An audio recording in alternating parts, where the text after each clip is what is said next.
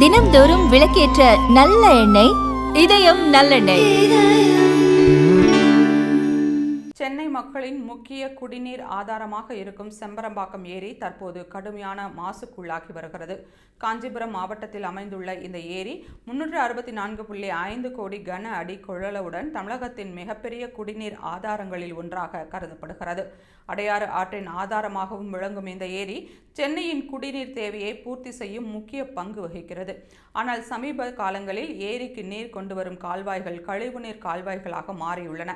தண்டலம், திருமழிசை, குத்தம்பாக்கம், செட்டிப்பேடு உள்ளிட்ட பகுதிகளில் உள்ள குடியிருப்புகள், தொழிற்சாலைகள் மற்றும் மருத்துவமனைகளில் இருந்து வெளியேறும் கழிவுநீர் கிருஷ்ணா மற்றும் பங்காரு கால்வாய்கள் வழியாக செம்பரம்பாக்கம் ஏரியில் கலக்கிறது.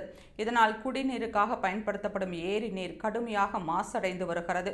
குறிப்பாக தண்டலம் பகுதியில் உள்ள தனியார் மருத்துவக் கல்லூரி மற்றும் தொழிற்சாலைகளில் இருந்து கழிவுநீர் கிருஷ்ணா கால்வாயில் கலப்பதை தடுக்க சில மாதங்களுக்கு முன் நீர்வளத்துறை அதிகாரிகள் கரைகளை பலப்படுத்தினர். எனினும் சமீபத்திய மழையால் கரைகள் சேதமடைந்து மீண்டும் கழிவுநீர் நேரடியாக ஏரியில் கலக்கும் நிலை உருவாகியுள்ளது.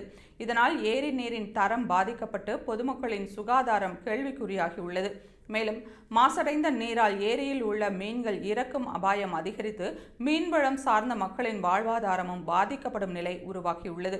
இதுகுறித்து திருவள்ளூர் நீர்வளத்துறை அதிகாரிகள் தெரிவிக்கையில், பங்காரு மற்றும் கிருஷ்ணா கால்வாய்களில் விரைவில் ஆய்வு மேற்கொண்டு கழிவுநீர் கலப்பதை தடுக்க தேவையான நடவடிக்கைகள் எடுக்கப்படும் என்று உறுதியளித்துள்ளனர்.